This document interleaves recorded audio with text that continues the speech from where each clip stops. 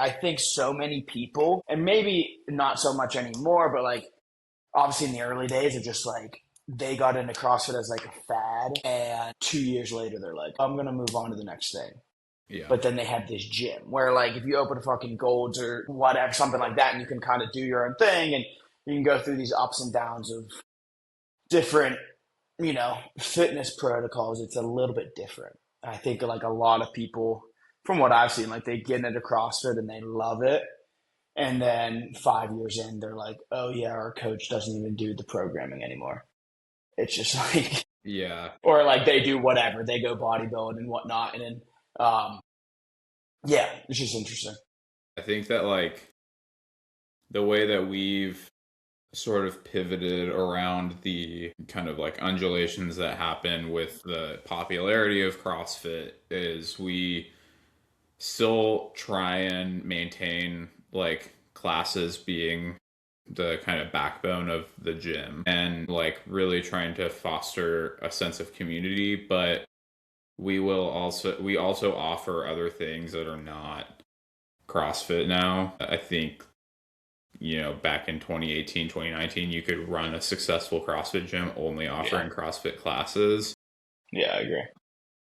I'm sure people will hear this and be like, well, we only offer CrossFit classes, but it's like, and you're like under the CrossFit brand, but you also do like CrossFit Kids, and you have like a seniors class, and you have a teen athlete development class that you're like calling CrossFit Teens, but really it's like kind of different.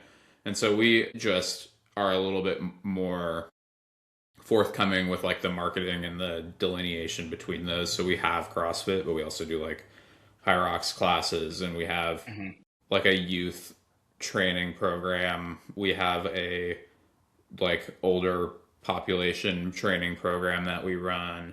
And all those things are like we're not like calling them CrossFit or branding them with CrossFit. It's just like, this is just what it is, And I think that like, if people are still looking for CrossFit specifically, they can find that like at our gym and find that online. But if someone's looking for youth training, a lot of times people don't want to like bring their kid to a CrossFit gym to do youth training. They like don't think that that's the same thing.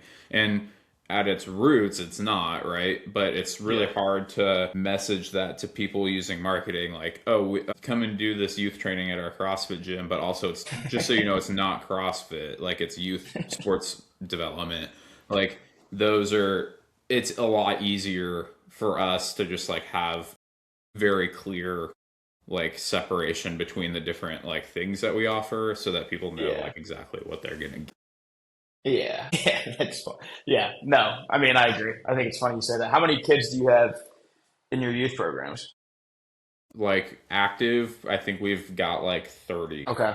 So we have a class that runs Monday through Thursday in the evening. It's an hour long, and it's not CrossFit, because they'll do like a lot more like plyo and speed and agility stuff to get started. They do like they'll do cleans, but they're not doing like snatches. They do like just basically like power building type stuff. And then they're like conditioning stuff sometimes will be similar to maybe like a CrossFit partner workout, but the movement, they're not doing any like complex gymnastics or anything. They're doing like kettlebell swings and box jumps and rowing. If that's something that shows up, a lot of times it's usually just like core or like arms or something, depending on if it's like guys or girls that are in the class, Yeah, no. And I mean, how much do they really need to be doing like snatches and things like that? And even to a fault of like, how much time are you going to waste like trying to teach a 14-year-old like how to snatch when you could just be doing it, getting more out of doing a clean or like a deadlift or a kettlebell swing, right? Yeah. Yeah, no. It's interesting because you do look at it at the same time, like, when I was in high school and like working out, like we were running, pushing sleds and lifting weights, and like, would you call it CrossFit? No, by no means. But like at the same time, you're all doing the same shit. It's just putting terms it's that weird like fallacy that some of the CrossFit coaches will use, or like diehard CrossFitters will use, and they'll be like, you'll be like, you could say something like, I'm doing this thing where I'm doing like kind of like a bodybuilding split, and then I run every once in a while, and they're like, well, that's just CrossFit. It's like, and you're like, well, I mean, I guess. I mean, like, if you want to just call it, like, you're just using CrossFit as like a substitution for exercise at that point. Yes. Like, it's like, okay, yeah, sure, I guess, but that means everything is CrossFit then? Like, I'm going to do a marathon, so that's CrossFit. I mean, technically running is part of, Yeah. so it's like, I think we all have an idea, like, you don't even have to be that keen of an observer of like what CrossFit is and like the style of workout that you see in CrossFit. And like it should be like, it's usually pretty obvious whether or not you're doing like a lift and then like a bunch of like toes to bar and barbell cycling and burpees versus like a lift and then like pointed accessory work and Yeah. some like monostructural intervals or something. Yeah. Right. Like those And are, that's why, like, I don't know. I think the like hybrid athlete that's like coming around, like, I don't know. It's all with the same thing. You know what I mean? And it all kind of circles around and chases each other's tails. But it's just like at the end of the day, we're all trying to be like as well rounded. Most people who get into CrossFit, right? Like that's the reason you're kind of into it. That's the whole hybrid sense of it too. And then it's almost like the hybrid is like sitting somewhere in the middle if you were to really break it down. And then you have like a high rocks and a CrossFitter on each end, right? yep. Yep. In I my agree. mind, in like the functional fitness space, I Yeah. would say. Yep. Yeah, it's like hybrid. CrossFit is like hybrid, but you like make them do more circus tricks. And then Yeah, like grid is like even more circus tricks. yeah, yeah. How do you guys lay out your classes? Is it like you do a lift and a metcon, a lot of skill work? Yeah, Yeah, so I write all of our gym programming. The which is great, by the way. That's another thing. Like my gym's the same way. They write all the programming, and I've written gym program. I did it for about 2 years. You just get so much better feedback from your members. we tried to subscribe at the beginning of the year to Training Think Tank, Hmm. and I just didn't like there were things that would show up, and it wasn't like the programming wasn't like bad or anything. It wasn't Yeah, yeah, egregious, but it was just hard when I felt like I was asked a question and I had to like justify something that I didn't really fully understand the reason for, or yeah, like yeah. I like to use a little bit more of like classic split with the training. So like we have a little bit more of like a lower body day and upper body day and Hmm. stuff to kind of give so people know what they're getting themselves into. If they've got injuries, then they're like, hey, at least I know if I'm coming on these days I'm gonna get to like avoid, doing really deep squats or whatever. My Yeah, yeah. shoulders are gonna get messed up. And so when we did the TTT stuff, it was good, it was fine, but it was pretty like varied. And so Hmm. it was like almost every day there was something with the shoulder and with the hip and knee. Yes. And so it was Yeah, just yeah. like tough to justify that to the members on like why we were doing certain things. And I just felt like if I was the one programming it, I could be like, I could very clearly articulate the purpose behind everything that we were doing. And so I went back to, I mean, I did it from the first 5 years that I owned the gym. And then we tried it Yeah. for like 2 months. And then I was like, I'm going to go back to taking this over. But yeah, so our classes are set up so that it's usually a lift followed by a metcon. And we do stuff a little bit differently than a normal CrossFit gym, I would say. I have found that at least with my existing membership, my current membership, they do prefer a little bit more consistency in their training so that they can like measure progress a little bit easier. And so we'll like start a training block and they'll know that they're going to pretty consistently be front squatting on Monday, for example. And then that's going to be consistent for the next 9 to 12 weeks. And there's kind of like a plan built out around that so that they can see progress there. Every once in a while, I'll pick like a Metcon and we'll develop the Metcon over the course of the training block, working on whatever it is using intervals and stuff. I do find that as a business owner and the feedback that I get from my gym members, that the two-part setup gives people a lot more value out of their gym Yeah. membership. Yeah. I know that is like a little bit of a hot topic with some of like the CrossFit purists, where they're like, you can run a whole class off of a Fran. Like you Yeah. could do a whole class on Fran. And there are times where we will do stuff like that, but I Yeah. think in general, like folks they like lifting. They think lifting is fun. And then they Mhm. also want to feel like they got their heart rate up and they sweat a little bit. And giving them both is usually pretty good, in my opinion, as long as the programming is set up so that you have time to like, safely warm them up, get them going in the certain lifts, and then like make sure that they're kind of ready for the Metcon. But like, yeah, we're not doing like, you've got AMRAP 12 coming up, we're going to spend 45 minutes warming up Yeah. for it. Yeah. Yeah. I've seen it both ways. I've done it both ways.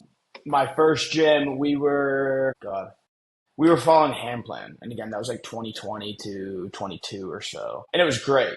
It really was. But they, like you said, we would do like a 12-minute workout. But at the same time, that was a very like, as it should be, as I believe it should be, like very coach led gym where we were coaching constantly. And it was great. And you got to see people like progress through time, and really work on skills and break things down and whatnot. And at the end of the day, I think that's kind of what it comes down to, because like you can do it that way and it can be a fantastic class. I've also been to gyms where they're like, hey, we're going to do this 12-minute warm or workout. Here's the warm up on the whiteboard. See you in like 20 minutes. Yeah. You know what I mean? And then you're like, I think that's where you can like argue the value of just like, you're not giving them their money's worth. Yeah. And like in that case, like yes, also like you can do a lift in a Metcon, and there's plenty of time for that, and you can definitely fit that in. At the end of the day, like you should still be coaching, and it shouldn't just be, because I think where some gyms fall into the trap is they're like, the quality of coaching may not be there, and so they fill the time with two 20-minute segments. Yeah. And It's then a you're just tough, like, it's definitely like a delicate balance too, because when you have to assess your membership and like their mhm, competency basically with exercise, and then give them what is going to be the highest value thing for them. And so I would imagine if I had a gym where the average experience level was like 1.5 to 2 years, we would want to spend more time doing the like longer warm up. Maybe the workout's like only 18 to 16 minutes and we do get a lot of time coaching. But like right now, a lot of our members are pretty experienced. They've been doing CrossFit for like 5+ years. They like get annoyed if I'm like running a warm talking up too for much. longer than like 10 minutes. They're like, let me go and do my thing and work out. And so there's like this balance between, and we're taught this in like in the OPEX CCP that I did. Like there's a balance between being like, I think the terms, I can't remember off the top of my head, but it's like careful and cautious. And it's like, you as the coach have the knowledge of like what is best for them, but also you have Mhm. a duty to like serve them and give them a product that they want as well, because you're like in a service industry. And so Yeah. it's how do you do both of those at the same time? It's a push and pull, and it's more obvious when you're like working one-on-one with a client. If like a Yeah. client is like, hey, I hate doing hands, like strict handstand push-ups, I fucking hate doing them, I never want to do them, they're really frustrating for me, but also they want to be a semifinals level athlete and they're like not good at them. It's like, hey, okay, I get that. We're gonna like maybe pair them with other things, maybe do some weightlifting instead to like work on this. But like also I have to be honest with you and tell you that this is something that you have to do, you know? Yeah. So like there is a little bit of like that push and pull on a broader scale with the whole membership, where if they're like getting bored and they're like, I need more, I'm like willing to give that, but also it's like within reason, right? Like I'm not if I've got Yeah. a bunch of experienced CrossFitters showing up to a class and then they're like, "All right, dude, just start the clock and you can like just chill." It's like, "All right, well, like you also have some technical errors that we can work on." Yeah. Like I've Yeah. seen you try and power clean 225 and that ain't it, dude. Like we gotta get a little bit of coaching in today. So, Yes. Yeah. you know, And even to you, like I know, like it would probably just judging you, like I'm guessing the type of person who would be like, these people are also paying me for a membership, and I must provide a service to them yeah, it's to an that's extent. And you're right. like, for me to 100%. start the clock is me doing like a disservice, and then there's a new person in the gym who sees that, and it's just like that can Yeah, get out of hand quick, right? it's a that I think yeah, it's a constant battle for me They have to where like play ball to a point. yeah, like I provide you pay me and I provide you with a service. So that's like kind of the transaction that happens. But also you part of the service that I offer is like my experience and expertise and being able to guide you and tell you what is best for you at certain times, right? And also it's like there is a certain level of like you it would be like hiring a contractor to come and work at your house but then telling them exactly how to do their job.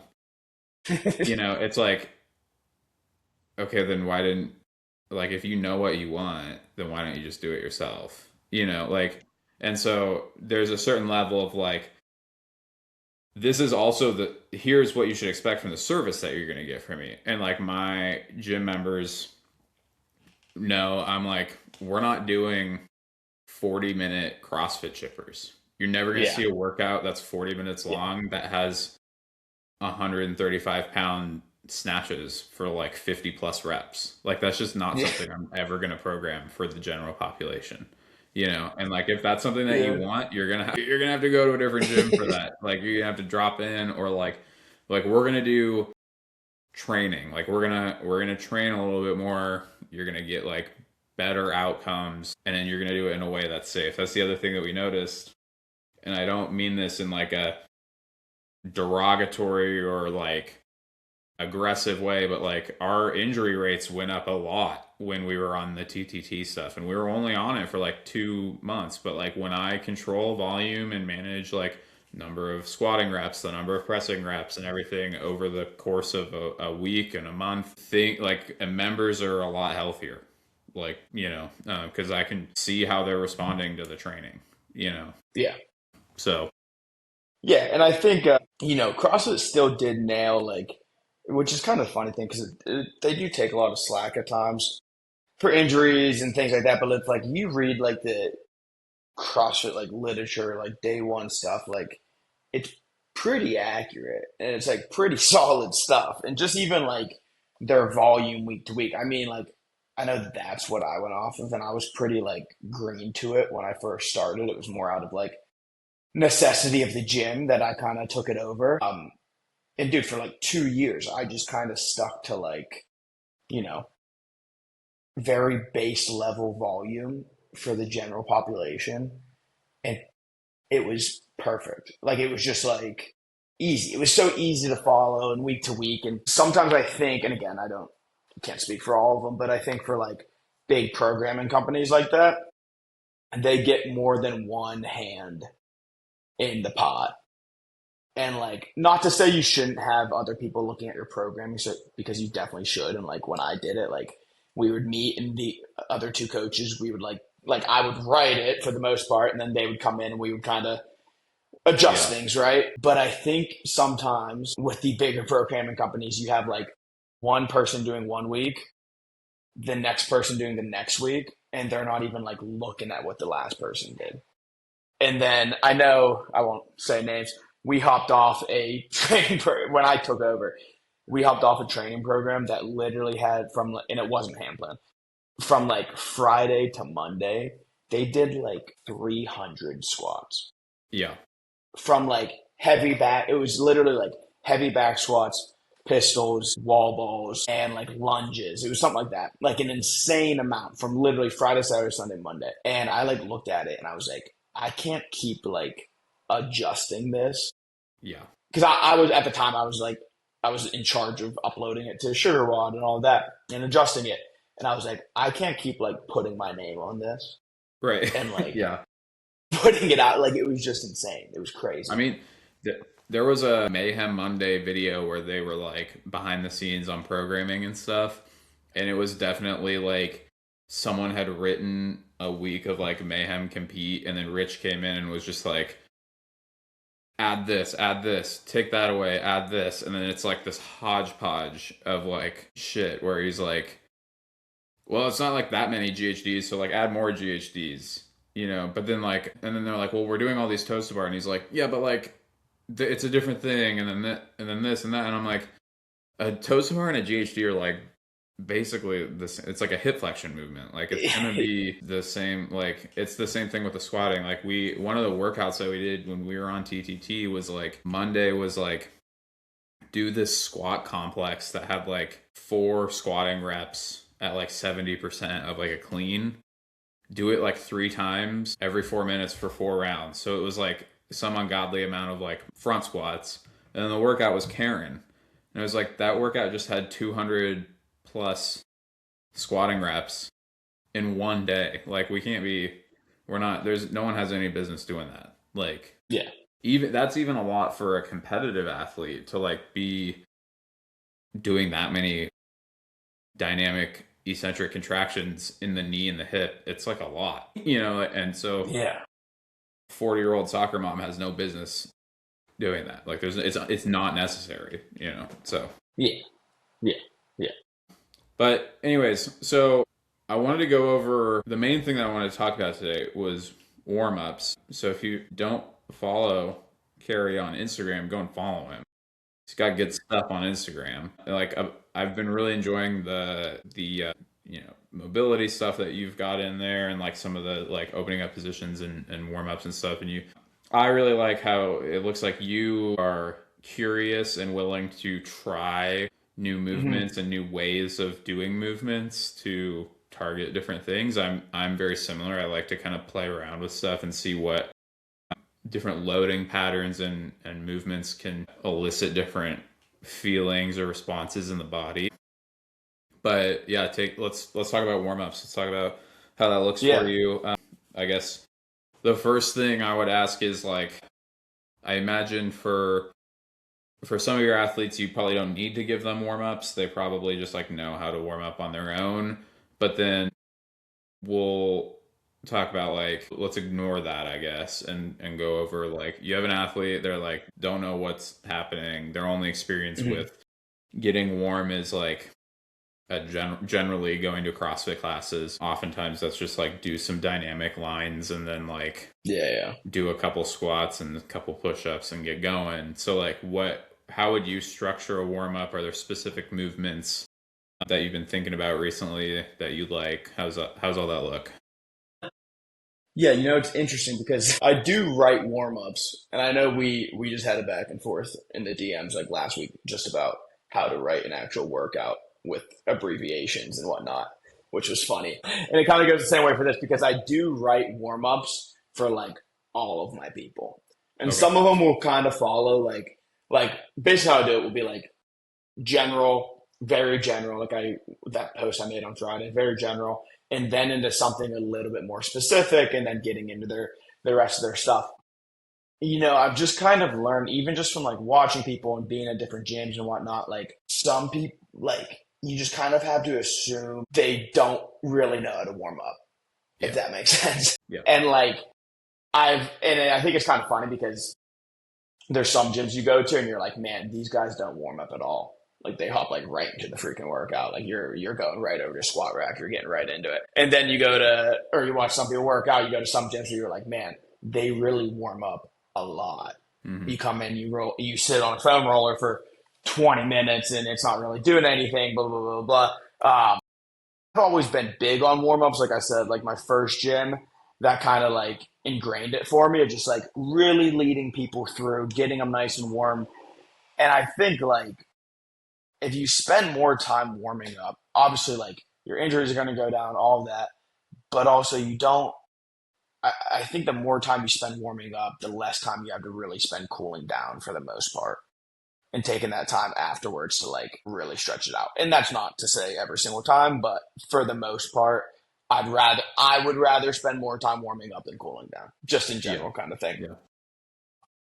So it's kind of funny because what got me more into posting about like warming up and whatnot, because if I just had my choice of like, what do I want to post about? And obviously I can do that, but like I would just do like me lifting all the time or like whatnot, Right. stuff that no one cares about. But then I just kind of threw up a post about like overhead mobility probably 6 months ago, and it kind of like did well, let's say, on a very small level, did well.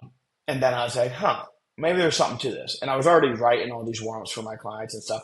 And I just kind of started posting more about them, and people really like them. And I still have people like every other day who are like, oh, I use that exact thing. Wow, that's awesome. So I just kind of keep grinding to that. That's kind of been my like more or less the majority of my top of funnel stuff. And it's even led into some stuff where like that people have come to me, and that's kind of like the primary thing that I almost program for them, because they're like, hey, I go to CrossFit. Maybe we could work on this skill here and there, but really like I need some stuff to like open up my shoulders. I need some stuff to open up my hips and all of that, you know? So yeah, so basically for my warm-ups, how I'll do it. And honestly, it was funny that we made like the exact same post the other day, but I'll do that for a general warm-up. I'll usually like throw someone on a machine, hop off, do an upper body, do a lower body bodyweight movement, back on the machine, back to the floor, do that again, and then finish on the machine. Just a good way to get rolling. And then have you ever heard, do you know Matt Wenning? Do you know that name? So he was that's not to plug a completely random person, but Wenning Strength. He was out of Westside Barbell. He's a Westside Barbell guy out of Ohio. I think he's in like his 40s now, has a ton of records. He came up with like the Wenning warm up, his last name, and then warm up. And it was basically pick a primary mover, pick a opposing muscle group, and then pick like a stabilizing movement. And his thing was like, they were going to these powerlifting competitions, and he was like, all my guys are really out of shape and they keep getting hurt. And then he would go to the training sessions and be like, no one's doing their accessory work. Like they come in, they do like 15 reps total throughout their training session over the course of an hour and a half. And then everyone just like bounces and no one has the energy to do their accessory work. So he started like front loading his workouts with basically his accessory work. Mm-hmm. I've probably been doing that for like six, I don't even know. Let's call it 8 years. Maybe I've been doing that. And I don't do it all the time, but a lot of times, like if I'm like coming in, I'm like, oh shit, what am I going to do today? I'll just pick like kettlebell swing, air squat, sit up, like something like that. Rip it for 6 to 8 minutes and then be good to go. They're a little bit on the higher end. And my justification is like, he'll do like 100 reps. He'll do like 4 sets of 25. Yeah. And it'll be like tricep push down, banded face pull, crunch, like something like that. And they'll do 4 sets of 25, which is a shit ton. But you also have to look at like throughout the duration of their lift for that day, they might be doing like 25 reps total. Yeah. Just different than CrossFit, where if you're going to go do a Metcon, you're going to do 100 to 200 reps, not of one specific movement necessarily, but like that's still muscle contractions that you're performing. Yes, correct. So that's kind of where I started. It was just easy. It was just like an easy thing for me to program for people to be like, hey, and I wouldn't do 100 reps of each. I would do like 45 to 60, maybe. And even at that, like it's super lightweight. Like my kettlebell swings are at like 35 pounds. And I don't necessarily like program weights and whatnot for people with that. I'll just be like, do it super light. So that's kind of where I started at. And then when I started to get more into the mobility stuff, again, you have to look at like what powerlifting is asking you to do and what CrossFit's asking you to do. And you look at like, take Matt, for example, like big dude probably doesn't have the best mobility. If you threw him into like a CrossFit class, like I don't know if he's overhead squatting. So then I started to look at it that way, where it was like, okay, it's probably more beneficial if they're going to go do 60 toes to bar in the workout. Like, yes, we're going to have some stuff to maybe engage the core, but like they don't need to be doing like sets of 15 alternating V-ups in the warm up. They can be doing things to like open up their shoulders, to open up their lats and things like that. So that's kind of where my more specific stuff is right now, is like it's kind of a mix between like a winning warm up and then some more mobility stuff that I just throw in there for. Do you put the mobility before or after the, or is it mixed in with? Mixed in. Okay. Gotcha. Yeah, which is interesting. And I don't know. It's weird. My mind kind of works in a way of like, even with something like that, where I'm like, okay, they're going to be going, if I have them doing 2 to 3 sets, like whatever it may be, like if they're doing a kettlebell swing and like a Cossack squat, like a wall assisted thoracic extension is going to be something they can like catch their breath on. Yeah. Not that they're like completely out of breath, Right. but like they're chilling, they're moving through an active range of motion. They're done with that. They can go back to their swings and get their hamstrings going and whatnot. Mm-hmm. And probably, again, back to that first post, is like the overhead mobility is like the number one thing people click on. Yeah, I think that, Which is interesting because it's like everyone hates an overhead squat. If you were to ask like your classes, I'm sure.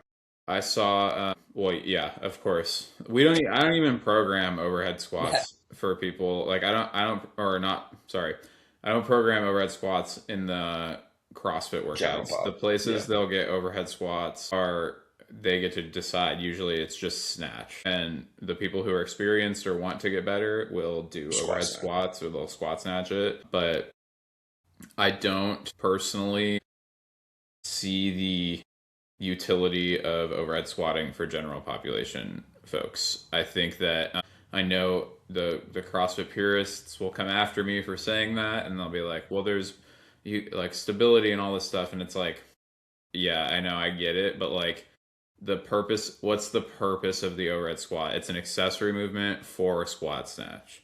If you want to develop Mm-hmm. your legs, you should be doing front squats or back squats. If you want to develop your shoulders and shoulder stability, there's 100 other ways to do it that's not overhead squatting. And the risk reward on it is so low, in my Yeah. opinion, for general And population.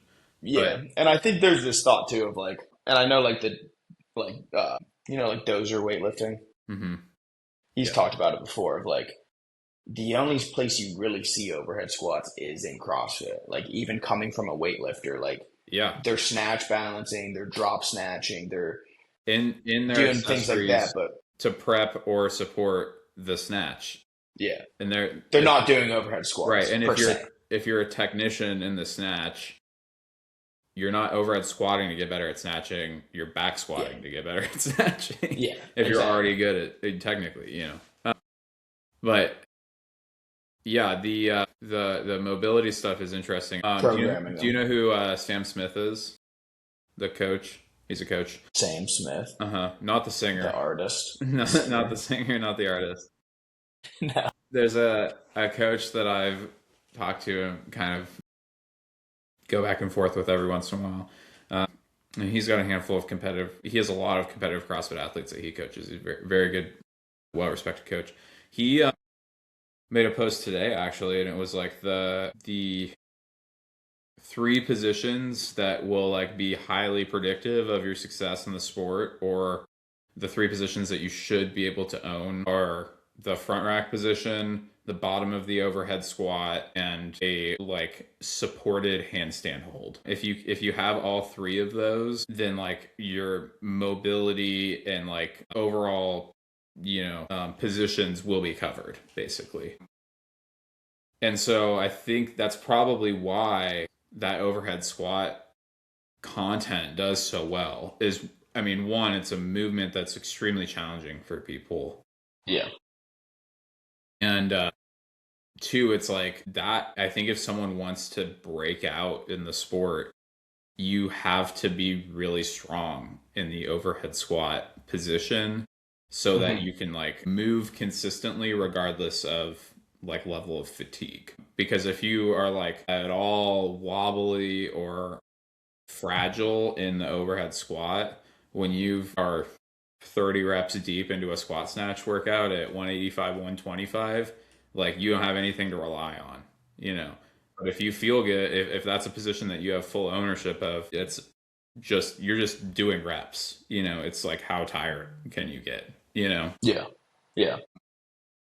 Do you, so when we're looking at overhead squatting or overhead mobility in general, do you find that there are certain problem areas that people tend to be wound up in where they could spend more time? In what sense? What do you mean? So, like, Like, for me, what I often see with people who come in from a bodybuilding or just strength background, like, I have a really good friend who started doing CrossFit when he was just finishing up college, and he was a rugby player. They did a lot and a swimmer, but he benched like 410 at my gym, like yeah, an insane bench press, really strong chest.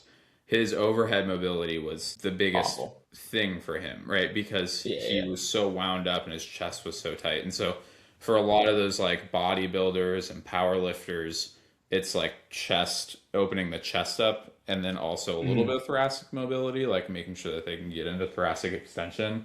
Are there specific, like for you, when you assess somebody, is it like they come from a CrossFit class, they come to you, they're like, hey, my snatch feels like shit. Here's a video.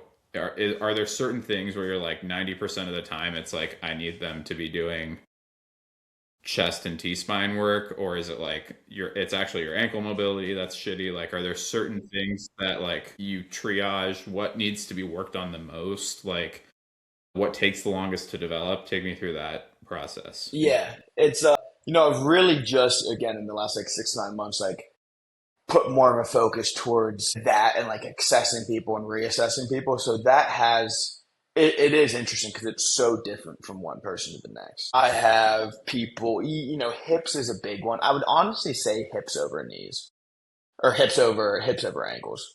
Okay. And like, yeah, slightly, like 60-40%, like hips more than ankles I see with people. A lot of it's T-spine. Honestly, like a big one I hear from people all the time is like, which I don't even think is like the best way to do it, but like doing a dead hang. And I think it's probably just like a little bit of placebo for people and being like, oh, that feels good. Is they go like, man, that really helps. And it's like, oh, do you feel that band that goes across your back really tight when you hang like supinated on pull up bar? And they're like, yes. And Mm-hmm. you're like, that's your thoracic spine just like screaming at you, right? Yeah. And I've felt that before. T spine's probably the biggest one. And then, yeah, it's fun. I mean, you could probably imagine it like when you have a big, like, jack dude who can come in and they can do like a handstand push up on their first try, but it might not look the cleanest and they almost like look in pain because they can't get to like extension. That's like a perfect example of like someone who has all the strength in the world because they've been bodybuilding for the last 15 years of their life, but their pec because they've been benching the entire time and just maybe their shoulders because they played lacrosse or football or whatever it may be are kind of wrecked a little bit. So it is a little bit of a triage of like T spine plus shoulder or pec, minor, whatever you want to call it. I have someone right now in my head who I'm thinking of who it's like you watch him like he can press, and it's funny because like they can press fine sometimes, and then you see him like get overhead in an overhead or in a handstand hold, and you're like, ooh, they can't get their head through their shoulders, and they look super tight, and their back's Right. pressed against the wall, right? So yeah. I mean, honestly, I've kind of been impressed by people's like rotation, thoracic rotation, Mm-hmm. just because like we never do that, Yeah. you know, or most people don't Mm-hmm. do that. And then I do like a simple, like seated PVC pipe, like literally just turn and twist this way. And you're like, it's not as bad as I thought. Okay. Right. But I think like as much, which is a whole nother challenge of like, as much as you're trying to open people up, you also must like strengthen them to those ranges of motion. So what, let's say, let's go over hip, pec minor, and T spine. So you've got those three groups. If you had to pick like 1 to 2 primary, like you could only pick 1 to 2 movements, mobility exercises that they can do for Mm-hmm. those specific groups, what would they be? Hip, is an interesting one. I love, and I do it all the time, I post about it a lot, like the front foot elevated, like split lunge of like driving your knee. And that's more than just hip, but I think that's like a pretty good all encompassing one of like driving your knee out over your toe, sitting way far forward because it gets your front ankle in multiple ways. Like, I mean, the back of your calf, the front of your ankle, and then like that back hip, it really stretches at the same time. It's like lighting up both of your quads. I think like a foot elevated Cossack squat's great. Both of those being like more single leg stuff, right? Both of those, Hip, I think one thing to mention about both of those that I really like are that both of them you can load. And so yeah, I think that one thing that where people go wrong with mobility is, and you hit the nail on the head earlier, is like we want to be able to access ranges of motion, but also possess strength and control over that new range yeah, of motion. So passive stretching is okay. It can be yeah, therapeutic. It can help you help you achieve access to a position, but it is also important that you can control that new position, right? And what I really like about both of those is you can load them. So like we can do almost like a passive knee over toe kind of like lunge basically where you hang out. You can make it a little bit more dynamic and then you can turn it into a knee over toe split squat that you like are actually loading with a goblet hold or even a barbell, so that as you work your way into like pain-free movement through that range, you can start, adding. So yeah, yeah. And almost, dude, like it feels better when you add weight, especially like a Cossack squat, like in like a goblet position. I have To a me, like that's gonna set you up way better. I have a client who actually we've been talking about this recently, but like, dude, lifting is just stretching but with weight. Yeah, right. No, Like, seriously. Yeah, so it's yeah, like sometimes oftentimes it's good to just like you can use lightweight to help you gain access to a position. Like, I mean, how many times have we seen people like in a front yes, rack with a PVC pipe? yes, Like, I can't even yeah, front rack a PVC pipe, no, right? But like, yeah, I have great front rack mobility when the bar is on my yeah, shoulders. Like, yeah.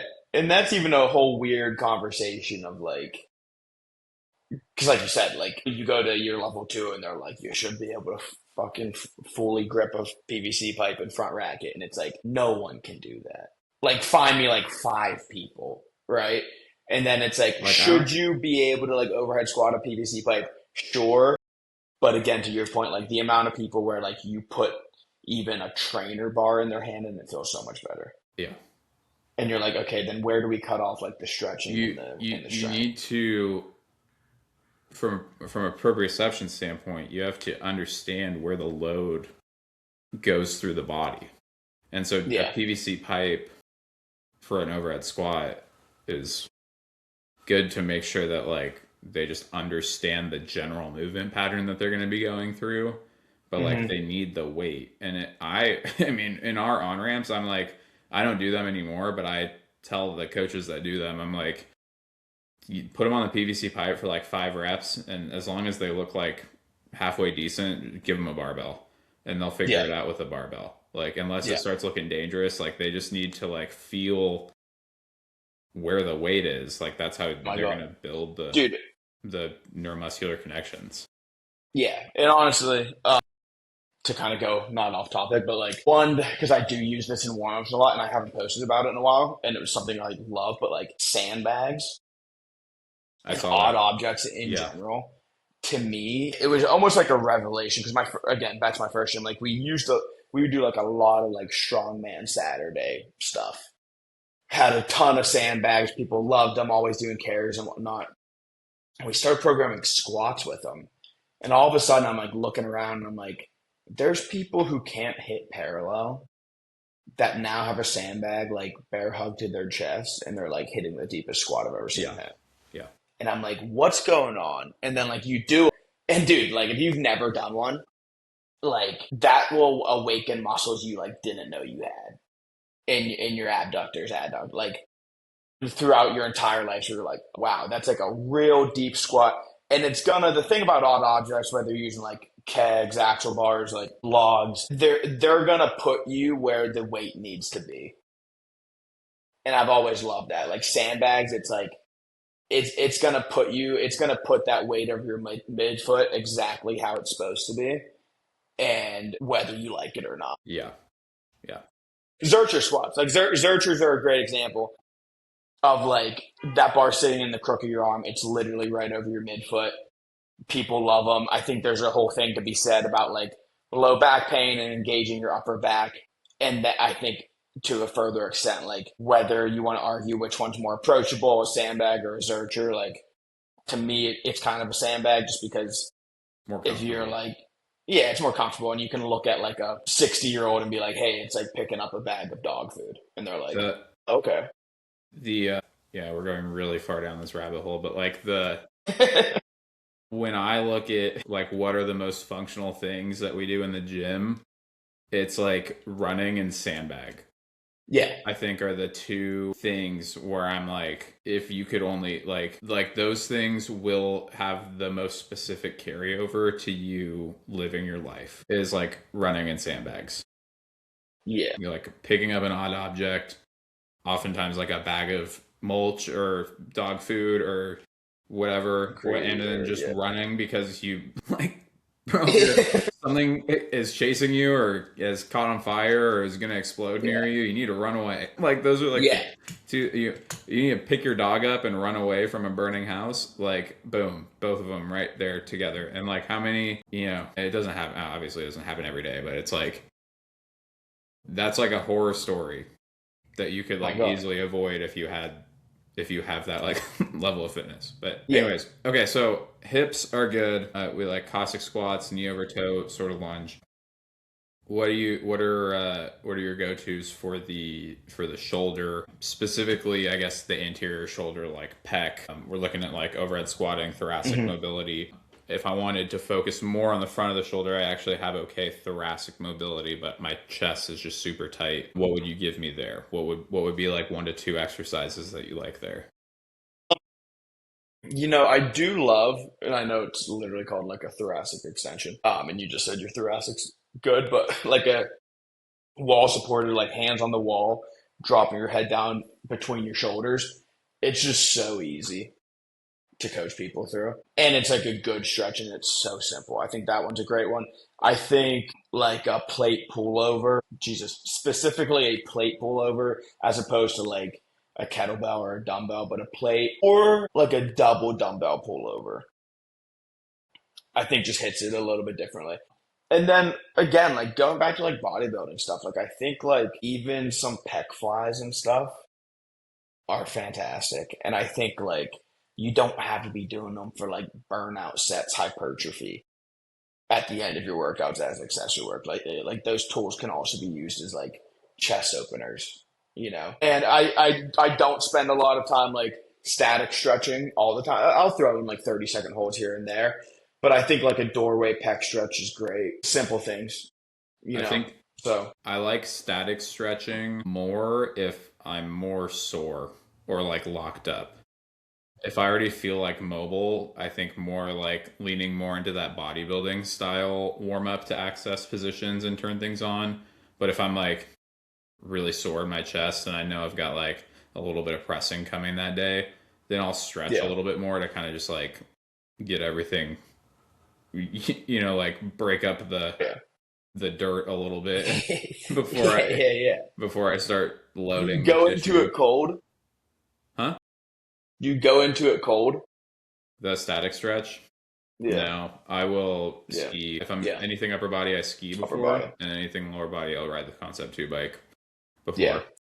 Yeah, I mean, that's a whole, and this could have been said at the beginning, but like, I think there's a lot of, when it comes to warm up sometimes, or like if you, with anything, like just the paralysis of analysis of like, there's so much information on the internet to comb through.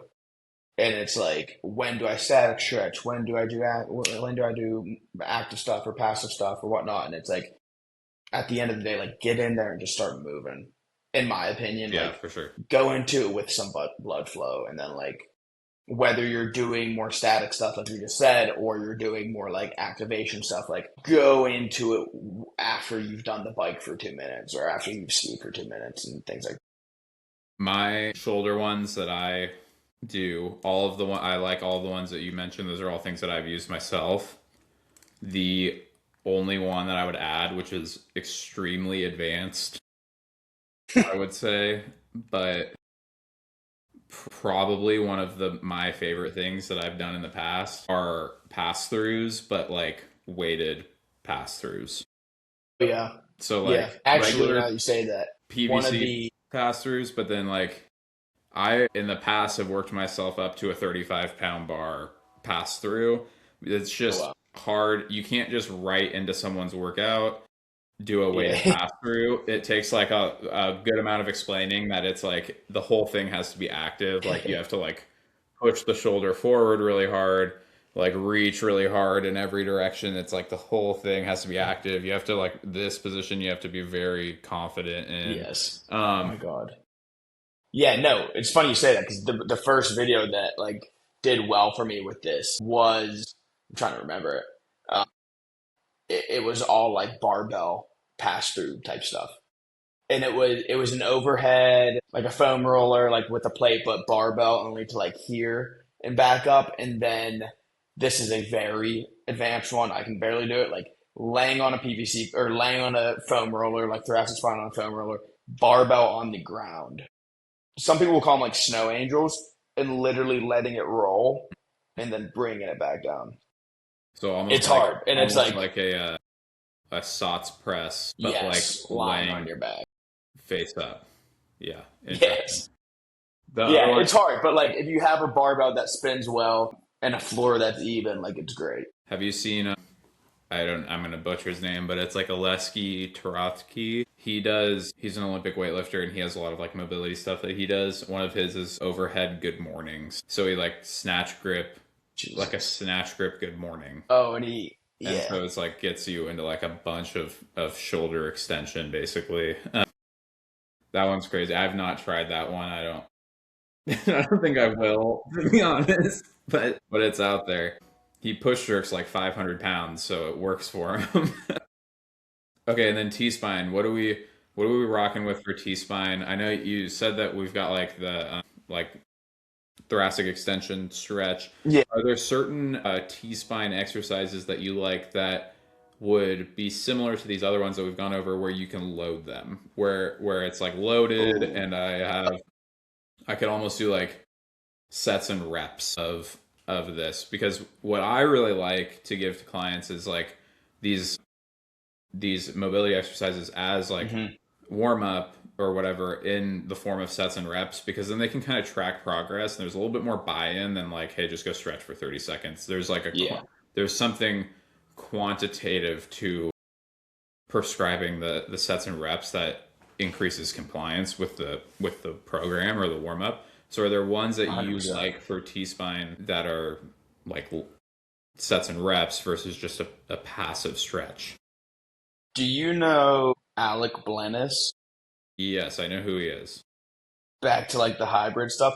I've been just watching some of his stuff and it's kind of influenced me over the last like month and a half or so. But he has a lot of, like I've been doing the ones recently like band, and he'll do them loaded. He's in more like a traditional gym with like a literal cable machine, but like a banded thoracic rotation off of the rig. Like Okay, green band on the rig, grab it, however, whatever makes sense to you, hinge over, and then literally like turn, almost like you're like swinging a golf club got it. down to the floor and then back up. He does a lot of that type of shit. I think that's a great page, and I love that thoracic extent or thoracic rotation. I also think like a half kneeling on the wall, a half kneeling rotation where you can also have a band here and pull it as you Hmm. twist and then come back front facing. Geez, loaded. I mean, dude, even like a freaking like a dumbbell pull through to an extent has some like thoracic rotation. Thoracic extension, I mean, like I said, the plate pullovers I think and the the plate pullover. I think another one that I am thinking of now that I might try and play around with would be a like weighted scap retraction hanging from the pull-up bar. So a way to add load, achieve thoracic extension, but also have some form of, it's not passive, right? It's funny you actually went there because I was going to say like a weighted eccentric chin up.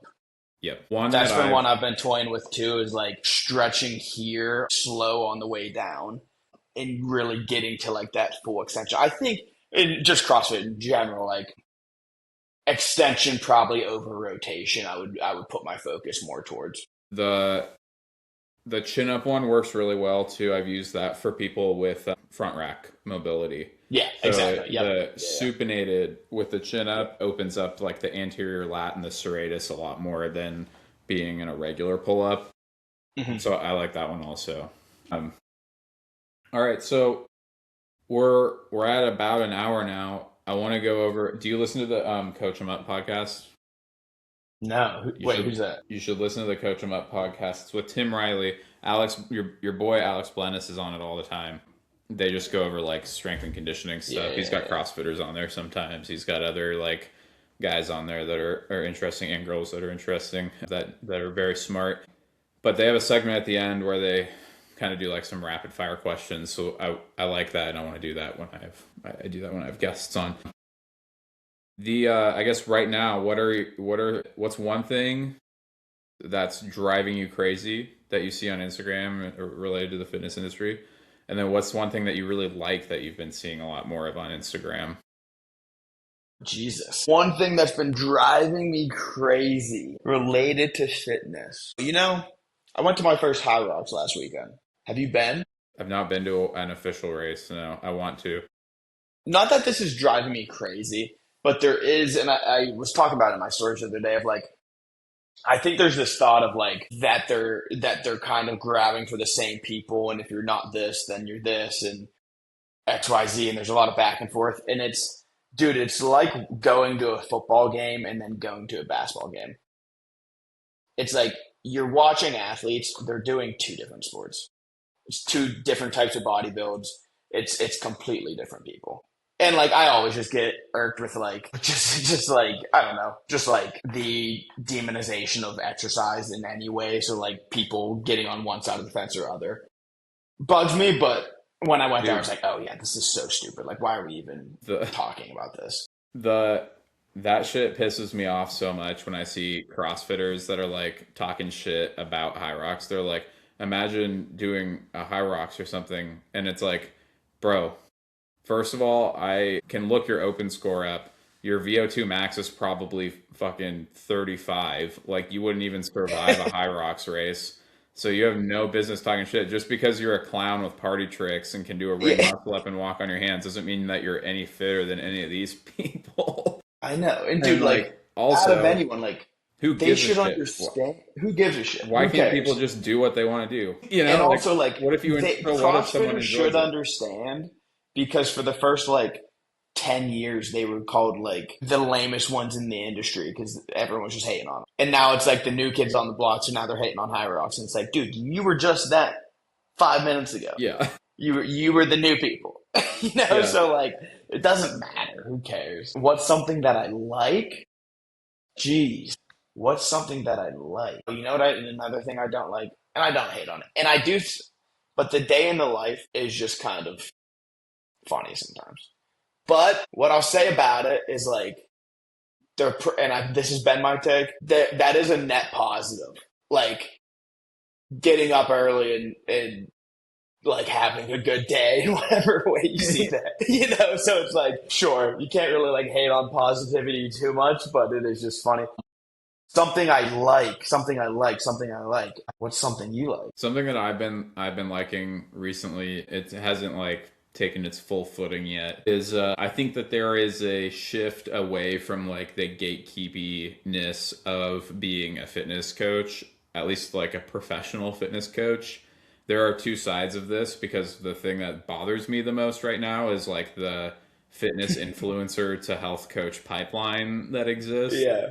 But I think that there are a lot, and historically have been a lot of well-respected Instagram coach, or not Instagram coaches, I wouldn't say that, just strength and conditioning coaches, CrossFit coaches, whatever it is, who in the past it's been sort of like cagey with sharing your methods and your process and your frameworks. And I think now people are starting to realize there are so many fucking people out there that sharing your thoughts on things, how you train your clients, and cool ideas that you have as a coach. Sure, we'll give other coaches tools to put in their toolbox, but like there are so many people out there looking for coaches, and there's infinitely more people available to you to sign as a client that it doesn't matter. And so I think that recently I've been seeing more coaches sharing, this is what I do, this is a way that I've addressed this problem. And like, they're not like, hey, come train with me if you want to know the secret sauce. It's like, this is what works for this person. It could work for you, it couldn't work for you, I don't know. If you're a coach, try it with one of your athletes, that sort of this like democratization of information relating to human physiology and sports performance, I think is a net huge win for the space that I've been really excited about recently. And like this Coach 'em Up podcast, like I'll sing their praises from the rooftop, are a big part of that. Like he's got these like great coaches coming on just talking exactly about how they train their clients, like NFL strength coaches that are like, this is what I do, you know, I don't know, it's what works. And I think that that's really cool. Like that's really important for our industry. Yeah, and that's how it should be, you know. And I'm sure that, I mean, that probably goes back to athletics and just training in general and all of that. But like, yeah, no, that's how it should be, right? Yeah. Yeah, I would have to agree. The more information, the better. And I've always felt that way too, of like, that's why I've kind of struggled with like freebies and stuff like that. Yeah. You know, because like I've like put my time into doing freebies, and like I'm always like, like what's this really getting me? And it's like I put out so much information to begin with. The like amount of value that you're going to be able to put into a freebie that someone could just download does not even compare to like the power that AI has to like develop a program for someone. Yeah. What you're selling as a coach is like your personality. Like I saw a coach when I first started posting on Instagram, and it's still like, I always come back to it. He's like, realistically, you're going to hire me because I seem like someone you would want to go get a beer with. Yes. And dude, like, the amount of people, I mean, and this may change in the future, but like even over the last 6 months, I mean, I literally had a kid I've known my entire life last week who calls me and he's like, hey, I've just been typing into AI, give me this workout for the day, but I need someone to like be there. Yeah. You know what I mean? So it's like this thought that, and I mean, like it is scary to a sense, and like maybe I'll sound like an idiot in like 2 years, but like this thought that like AI is completely going to take over like the online coaching space is interesting to me, because I'm like, I don't think that's necessarily true, because I think people are still looking for someone to talk to. That's not. I think that it'll take away it'll cull the herd to an extent at the bottom of the pyramid. But I think that the better you are at a coach, and what I mean by that, especially with the rise of AI, is like your coach client relationship, because AI will get really good at writing programs, but like for sure, your ability to get on Coach RX and be like, send a message to someone and be like, this is a good training session, fucking destroy it, is like something that AI is not going to be able to do. And even if it does, it's not coming from another person who gives a shit about you. It was a bunch of ones and zeros that made it up, because that's like what you instructed it to do. It's inauthentic. And I think that like, you're right, that at the coaches who do a good job are not in danger from AI, because that human connection is the thing that is actually driving progress in the coach client relationship. Yeah. And the people who are going to AI were never going to pay you anyway. No. No, wait. No. So like, Yeah. it doesn't even matter to worry about it. Yeah. All right, next question. I'll actually answer this one. What were my other ones? Yeah, the no, that was it. That was the only one that I had. I I I'm trying to think of the other one that I have. Usually, so let's do this. So if you've got a client, they want to work on their overhead squat, you've got to pick 5 exercises that you can give them. You got a program, they're like, I will only do 5 exercises. I will not do any more. What are the 5 exercises you're giving them? Like your catch-all, biggest net that you can cast to like help access the Good. overhead squat for a client. Let's see. Oh wow. You know what? If I was to break it down, and I've done this a lot too, because I've done it where I'm like, hey, I'm gonna break this. Maybe we're not working the overhead squat in like totality, and maybe you just do a sandbag squat. I get back to that of like unlocking that bottom position because right now we might not know, right? Like it may be your ankles and your hips, or it may be your overhead. So I think sometimes breaking it up to like upper body, lower body, and looking at it in that sense can be very valuable because it's like we just cleared up their ankle range of motion, and now they can overhead squat, and it was never actually anything to do with their overhead or Mm-hmm. like their thoracic spine, and it had nothing to do with their ankles. So I was like catch all. I'd say like sandbag squat, dude, a freaking overhead squat hold, or like an overhead, like just a barbell hold in some capacity. And I posted about that a lot too of like, hey, if you're never getting into the position, it's never going to get more. I think that's overlooked a lot. So let's say a SOTS press. God, and I could break that down into like four because I love like, because not everyone can obviously do a SOTS press, right? Right. But like a seated SOTS press is great. And even that's like very different. If you have someone who like their thoracic is really lit up, even a seated SOTS press can be so difficult for them. I'm going to break this into another one of one that I've posted about a lot in the last couple of weeks is a banded SOTS press off the rig around your lats, Okay. Yeah, I've seen that band, one. pressing that way, or an overhead squat in that sense. It just does a great job of like even the littlest tension of like pulling your thoracic forward and being like, oh, that's what that feels like. Yeah.